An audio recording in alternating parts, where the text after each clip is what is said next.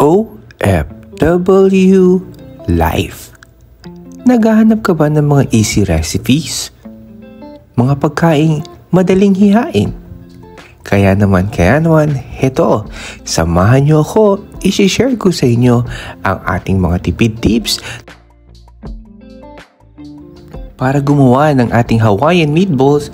Kakailanganin natin ng mga sumusunod na ingredients. Kailangan natin ng bell pepper, carrots, sibuyas, tomato paste, at syempre ang ating special ingredients na meatballs. Ito yung ready-made na. At saka syempre yung ating pineapple.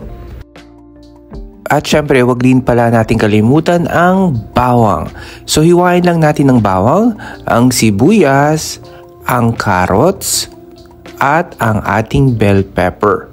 Ngayon, kung tayo ay ready na, pwede na rin nating simulan ang ating pagluluto. Ang una natin gagawin, syempre lagyan natin ng mantika. Magpainit tayo ng mantika at una nating ilalagay ang ating bawang. Igisa lang natin siya ng mga ilang minuto at siguraduhin huwag masunog, no? Para hindi ito mapakla.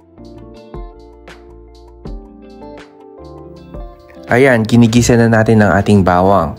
Pagkatapos nating ilagay ang ating bawang at makita na natin na siya na golden brown, ilagay na rin natin ang ating sibuyas. Halu-haluin lang po natin to, siguraduhin na hindi po ito masusunog, no? Para na sa gayon, gaya nga na sinabi ko, hindi siya magiging mapakla. Ilagay na natin ang ating carrots, ginigisa. Ako kasi ginigisa ko to. Para nang sa gayon, yung umami ay kanyang makuha mula dun sa sibuyas at saka dun sa bawang. Pagkatapos ang ating pre-cook na meatballs, ilagay na rin po natin yan. So okay lang po yan, pre-cook na rin po kasi yan. Ready-made na yan na nabibili na sa mga supermarket dito sa gitnang silangan. Hayaan lang po natin yan na maluto ng mga ilang minuto at pagkatapos pwede na rin nating ilagay ang ating bell pepper. So yan, igisa lang po natin siya ng sandali at pagkatapos niyan, pwede natin ilagay ang susunod nating ingredients. Ito yung tomato paste. Ang tomato paste ay rich in lycopene po yan mula sa mga tomato.